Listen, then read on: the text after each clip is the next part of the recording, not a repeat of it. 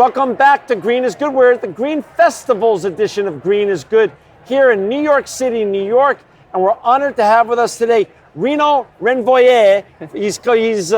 He's a French transplant, so thank you for putting up with my pronunciation of your name. That was perfect. And Renaud's with Blue Orange Games, and we're going to be talking about Blue Orange Games today that you see here in front of us. But before we get talking about Blue Orange, I want to talk a little bit about Renaud. Renaud, you're a young guy, and you're doing fun things for a great green and sustainable company. Share a little bit about your story. How did you come to America and join Blue Orange Games? Well, first of all, during my studies, I did study in the US, which I love this country. I love the lifestyle. I love people, like technically everything about it.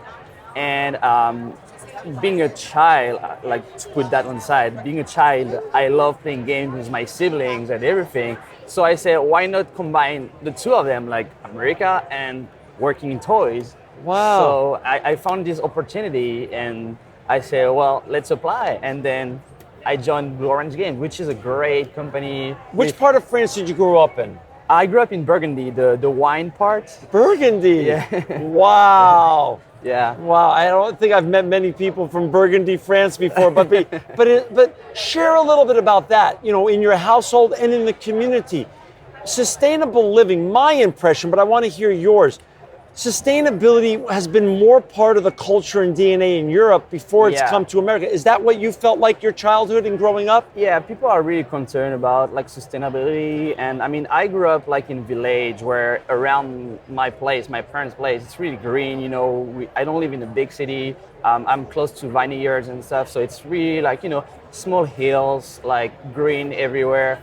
A lot of people are concerned about recycling. A lot of people are using solar panel in their roof to produce energy, which my parent does. Wow. So yeah, it's really like, and we actually educate people about it, even in school, like to live a more sustainable, exactly. Be conscious about the environment. Like recycling is really part of... and you said mom and dad even had solar on your roof there? Yes, we do. Wow. For so years you grew up, this was part of your culture, you're part of your DNA. Yes. Got you. I love that. I'm trying to be as green as I can. When you went to university, was that part of your studies too? I did, because I studied in Belgium. Okay. And I did actually, it was like a sustainable management, which we were educated to manage a company, but being sustainable. So yes, it was. Gotcha. So then how long ago did you find this opportunity? Did you move to America? So I moved to the US in June 2013. So it's going to be 2 years in June. Wow. Which, I mean, I loved it so far. Which part did you move to when you first came over? So when I came over, I was in San Francisco, doing the training. Okay. Then I was on the road for the company, which I traveled the US on the southwest and southeast. Now being based in Boston to kind of develop the new office of the company there. Gotcha. But yeah, like traveling a lot. I love it. I mean, it's great. Wonderful. And you found Blue Orange. How did you even find them to come work with them here in the U.S.? So to give you a little bit of story about the company. So the two co-founders that created the company back in 2000 are French. And today, we kind of want to keep the French culture inside the company. So you will be surprised, but anybody you will talk in the sales team is French.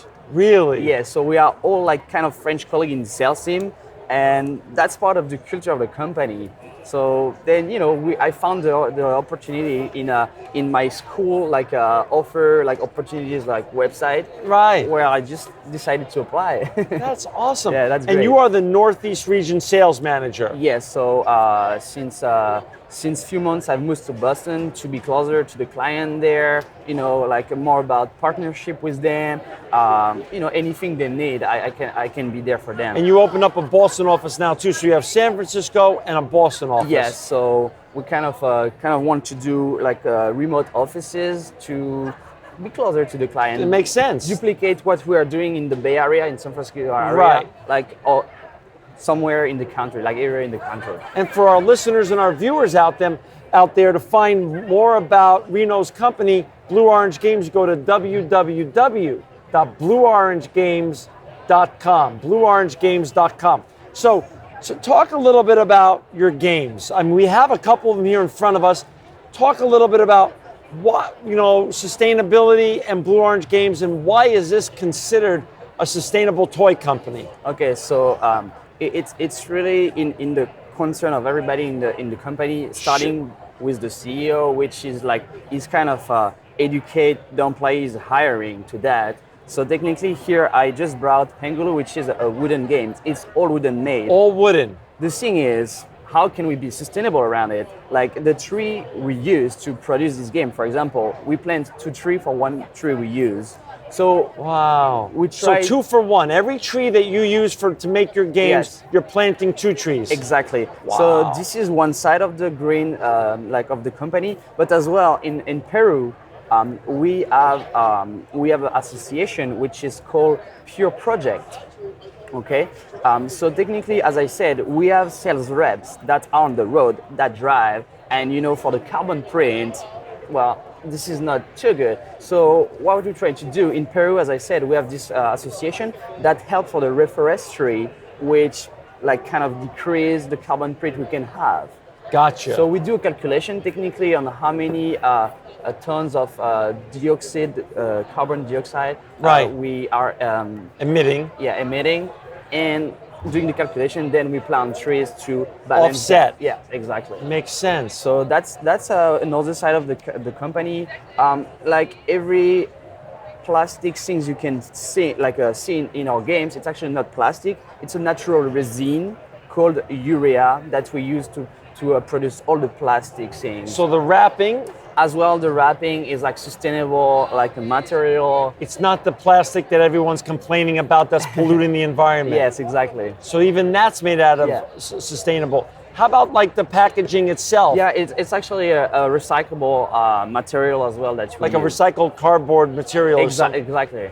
Wow. So everything that you touch, that are your games on Blue Orange Games, is really sustainably driven in terms of how you source them and how you present them. Yes, exactly. So today, people knows we are green, and that's part of of the business, and they want to embrace that aspect. So that's why they really like the company. We are cool, friendly, and ecological. So this company was started in 2000. Yes. 2 guys. Yes. One lives in America now, one lives still in France. In France. Yes. So you still have French roots, but American roots as well. Yes. But a lot of the salespeople that have joined on are actually French. Yes. So how many salespeople now are part of the team?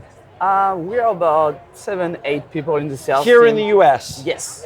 Okay, and everybody's like you. They're very much into sustainability culturally and how they live. Yeah, we educate the new hire. When you get to the company, because this is important for us, and we want everybody to go in the same direction. So they are. So everyone's on the same page. Yes. Because you bring them in, you put them through a program. Yes. An education, as you say. Yes, exactly. To the Blue Orange Game way of doing things. Yes. When we do the training, they know that straight up.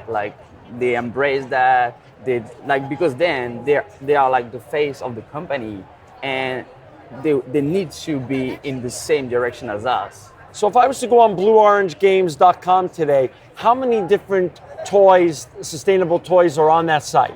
Well, we have a selection of 70 different products. 70? Yes, correct. 70? Yes. Wow. So we have mostly wooden game for early age, but then the Spotted collection, which is one of our best seller, if not the best seller. There is 38 different variation of this game, which I just brought the Spotted Camping. It's perfect for that season. Got it. What are we looking at here? Which campaign or which game are we looking at here? So Penguin? The Pengulu. This is Pengulu. This is a memory game for ages 4 and up. So technically, underneath each penguins, you have a colored egg. okay? Which each player gets an iceberg, and what you want to do in order to win the game, you want to collect 6 penguins. So you have 2 dice, with 2 dice, each side has a color. So you roll the dice, and you get 2 colors, and you have to find the color corresponding to the die. If it's not a color that is on the die, then you have to cover it back, but you want to remember this is blue in case you roll a blue later on. Gotcha. And I want to come back to that in a second. We're with Renaud. He's the Northeast Sales Manager for Blue Orange Games. We're here at the Green Festival edition of Green is Good in New York City, New York. And to find more about Blue Orange Games, go to www.blueorangegames.com. We're just talking about here the Pengaloo. Yes. One of 70 games that you can find on blueorangegames.com.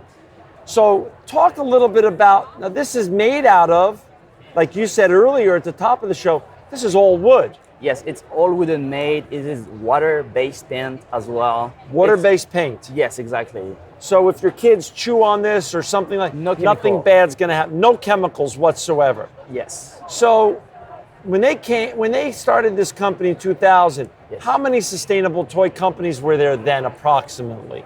Was that even a business then? Was that even an industry? I think it was probably too early. Too early. I think, as you said earlier, I think Europe was kind of early on the green side. So they started this company in France and then brought it over to USA. Actually, they started here in the USA. They started here. Yes, and to give you an idea, how it started, they had 1,000 copies of only one game, which they crossed the country, kind of opening an account that way, selling units. And on their way, they just sold out. So that's how the company started. It's a great story, wow. Sleeping in their van, yeah. They really did it like two entrepreneurs, the real way. Oh yeah, they are really entrepreneurs. So Renaud, do they now take these products or are they also sold back in France now and around the world? Yeah, we have some products that are in France and in the US. Okay. Some of them cannot because of licensing. I gotcha. But mostly everywhere in Canada, in South America, in Mexico, in Australia. So yeah, you can find us mostly everywhere. So now that the company's 15 years old, yes. And now 70 products on it, yes. And you're selling in Boston, which is one of the great cities of the world, obviously. So now when you're out and you're trying to get your products placed, Renaud, how hard is it? How much sustainable toy competition are you facing now? Has it now become a big industry? I think it's becoming bigger. Bigger. You have a company that's called Green Toys, and they only do green stuff. So right. They are 100% green. But I think more and more companies right. in the industry get more into sustainability, green stuff.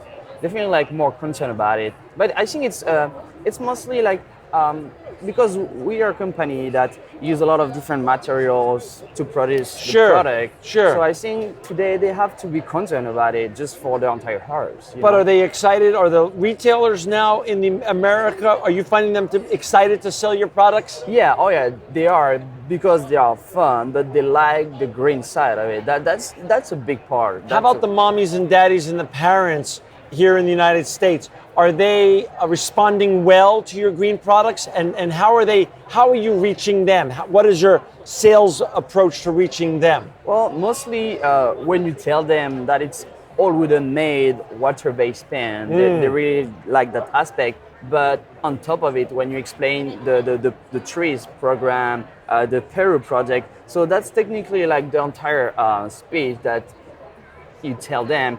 That way they really like this aspect of our games and the company itself, and that's embracing the entire company. Then I'll say Blue Orange, these guys are really concerned about the environment and they want to go on this path as well. That's how you educate people. Renaud, so when you're the Northeast sales manager, yes, is part of your job educating your potential clients, the people using it, and also part of your job educating your clients, the retailers selling it? And how do you break that up every day, and how do you go about attacking that? So it's actually a big part of the job, educating our retailers.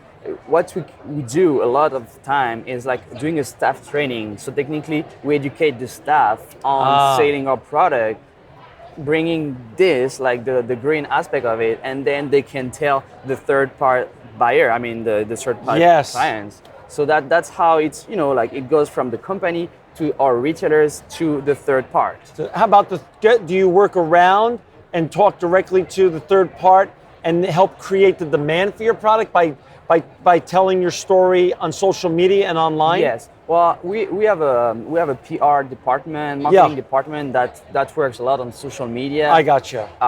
That really spread like the word. But nowadays, like people knows we are green, and I mean, even like Pure Project, which is in Peru, the project in Peru, it's really relatively new. What is that? The reforestry in Peru. Oh, okay. To 2 for 1. Yeah, no, this is the trees campaign. Okay. But like the reforestry in Peru, the association we have, so they plant trees there to decrease the carbon print. Oh, and that's PUR for our listeners and our PUR project. Per project. You can go actually on their website as well. On their website, what is it? Pureproject.org. It's pure-project.org. PUR-project.org. Yes. Got it. And they're helping offset the carbon footprint of your company. Exactly. Wow. So if you, like you said, when you calculate the amount of energy your company's expending in your offices and in your travels and everything else, they're helping to offset that. Exactly. So we do donation to them, and then they plant directly in Peru. That's awesome. That is awesome. What's your? We have here the Pengaloo, and then we also have Spotted. Yeah. Which is you have 70 or so toys or games now. Yes. What is your number one seller? Spotted is definitely still the best seller of the company. When did that come out? How many years ago? It's actually funny because we are celebrating 5 years of the collection of Spotted. Spotted. So why is that so special? What does that game do? So I know it's going to be hard to believe, but between any two cards, you always have one matching symbol, but only one and always one. So technically, you deal the deck evenly, and then the player are going to race against each other in order to get through our deck. So they want to get rid of our deck as fast as possible, right? Based on the same card in the middle. So they have to find the only one matching symbol in their card and the card in the middle. And when they see it, they have to call out the matching symbol and they have to get rid of their card. So you want to be as fast as possible getting through your deck. Wow. Yeah. And what ages is that for? It sounds like for almost any age. So this one is a 7 and up. But 7 and up. We actually have like really early age that start at 3 to learn the alphabet. So technically between any two cards, you have only one matching letters. So for kids that just learn the alphabet, that's perfect. We have some to learn the basic word in English, the basic word in Spanish, in French. So a lot of different ones. We have a waterproof one, which during summer, you can play by the pool. It's great. It sounds like the sustainable toy industry is just a very growing industry. Yes. What's the owners and the founders' goals, and what's yours? We're down to the last 2 minutes or so, Renaud. Can you share with our listeners and our viewers what's the future hold for our Blue Orange Games? Well, first of all, in the culture of our company, and our clients knows that, we really want to be like close to them and even closer, but every year they see a new French rep coming to their store, which they love having us in their store, which right. I mean, that's so nice. We love that as well because everybody's enthusiastic to see the new collection and so on. So we want to continue in this path, like developing even more like partnership with clients, with everybody. We actually launch more and more toys, trying to reach as many people as we can. So technically bringing like joy to kids, but as well to family. Most of our games are really family games, so you can play kids, but with parents, I got you. So you're going to hopefully bring more of your compatriots from France over to America to be selling Blue Orange games, and that's what we're doing, and opening up more offices across the country, and reaching more retailers and reaching more public. Is that the game plan? Yes, developing even and more games too. Yeah, more games, more fun, more everything to Blue Orange Games. Wow. Well, thank you, Renaud, for joining us today. Thank you for having me. No, it's an honor. And for our listeners and viewers out there, to buy green and buy green toys for your children, go to blueorangegames.com, blueorangegames.com. This is the Green Festival edition of Green is Good. We're here in New York City, New York. Renaud, You are a sustainability superstar and so truly living proof that green is good. Thank you so much. Thank you.